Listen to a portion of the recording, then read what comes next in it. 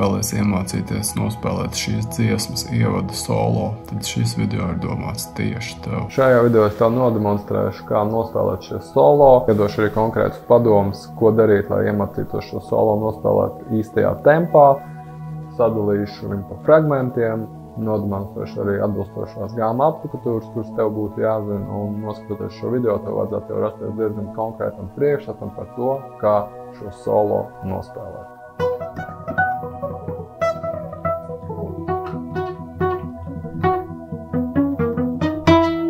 Apskatīsimies sākumā aplikatūru, mēs esam mi mažorā, un divas formas, kuras tev būtu jāzina, G forma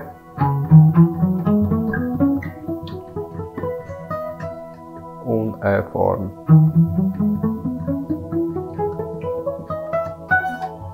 Nolūk, un tad tas, ko tu spēlēs, būs kombinācijās starp šīm divām formām. Tad dziesma sākās bez ģitāras. Šo te ievadu motīvu tu atkārto 4 reizes, to, ko spēlētu pianists.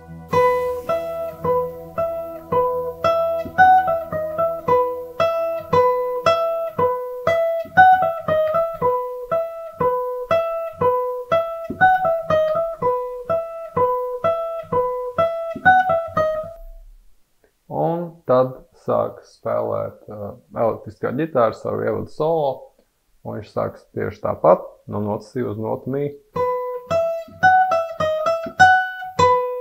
Un tas ir pirmais motīvs.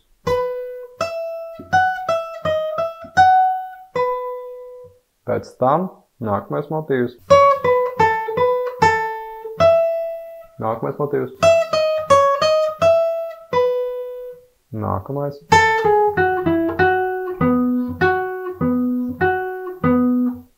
Un nākamais motīvs. Un šo pēdējo notu, ko es tikko nospēlēju, ierakstā var dzirdēt, man izklausās, ka viņi nospēlē tikai pianists un ģitāras viņi nespēlē, līdz ar to tā ir tava izvēle spēlēt viņu vai nē. Un pēc tam noslēdzošais motīvs.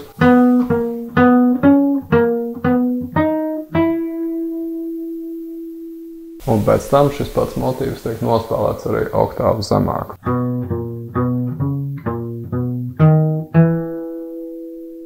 Bonus informācija, tu varbūt varētu teikt, tagad Matijas notas lādījies, viņa nav mi mažora gamā, ja mums mi mažora gamā ir notas lā, kāpēc viņa tur ir.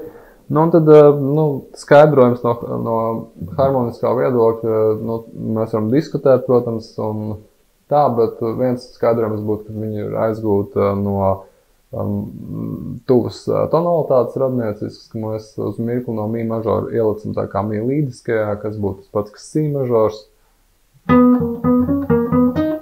No šī izvēles ziņā, vai arī otrs veids, kā tu to var skatīties, ka tā ir vienkārši tāda kā chromatiska ievadskaņa. Pievērš uzmanību niansēm šo te soliņu, kad tu spēlē, klausies viņu lēnām, iemācies viņu sākumā nodziedāt.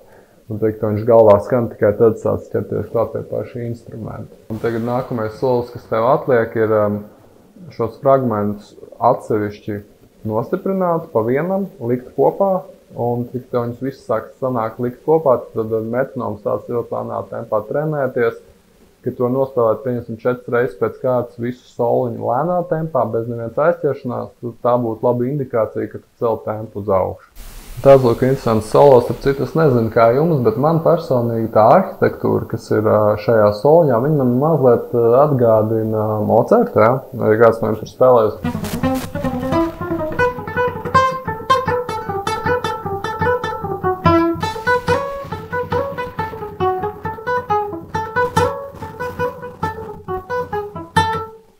Kaut kādā ziņā, kad es spēlēju šo solo, es nezinu, kāpēc veidojas kaut kādas asociācijas tieši ar Mocartu, ar arhitektūru. Tālāk ceru, ka šis video likās noderīgs, ja tā var abonēt kanālu, atstāt kādu komentāru un es ceru, ka iemācīties kaut ko jaunu no tā.